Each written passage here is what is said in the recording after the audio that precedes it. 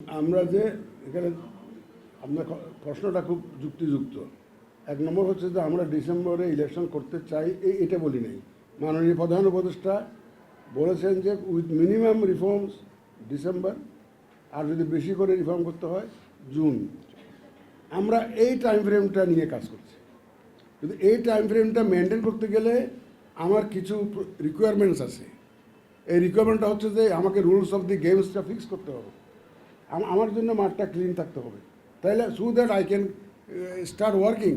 আমাকে অনেকগুলো কাজ সাইমালটেনিয়াসলি করতে হবে।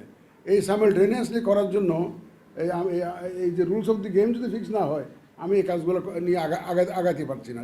সেটাই বলেছি। তা আশা করছি হয়তো এটাগুলো দ্রুত হয়ে যাবে। আর আমি সরকারের সাথে এই যে পলিটিক্যাল যে ডিবেট হচ্ছে সেটা বলছি না। ওই যে আপনারা একটা মেজর পার্টির কথা বললেন না, ওই মেজর পার্টি ইলেকশন করতে পারবে কি পারবে না সেটা নিয়ে ডিবেট হচ্ছে বলতেছি। সেটা নিয়ে এক পক্ষ বলে যে হবে, এক পক্ষ বলে যে হবে না, নানাবিধ কথাবার্তা চলছে।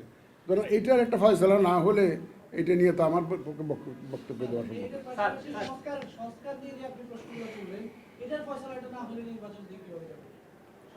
এইটার ফয়সলা হবে না এমন চিন্তা করার তো কোনো কারণ নেই। এটা এই সংস্কার নিয়ে তো একটা জাতীয় ঐক্যমত্য কমিশন কাজ করে। আমরা আমাদের মতামতটা দিব, আমরা ইলেকশন কমিশন থেকে আমাদের মতামতটা দিব।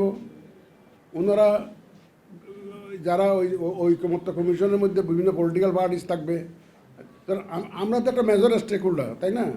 আমরা তো এই যে সংস্কার যখন ইলেকট্রাল রিফর্মস কমিশনের ব্যাপার আসবে, আমরা একটা বড় অংশই জন্য। এটাকে আপনারা এগ্রি করেন?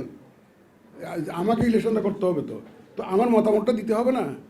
কারণ আমরা গ্রহণযোগ্য না এটা বলতেছি না, এটা গ্রহণ করলে আমাদের কি অসুবিধা হবে, আমাদের অসুবিধার কথাটা তুলে ধরতেছি। যে আমরা কাজ করতে কোথায় সমস্যা হবে সেটা তুলে ধরতেছি। তারপরে যদি এখন কোথায় গিয়ে কনসেনসাস হয়, ঐক্যমত্য কমিশনে কী হয় সেটা তো এমন। আমি তো আইনের ঊর্ধ্বে নই না ভাই। শাসনতন্ত্র এবং আইন আমাকে যে দায়িত্ব দিবে আমাকে সেটা পালন করতে হবে। I am guided by the constitution and I am guided by the law of the land.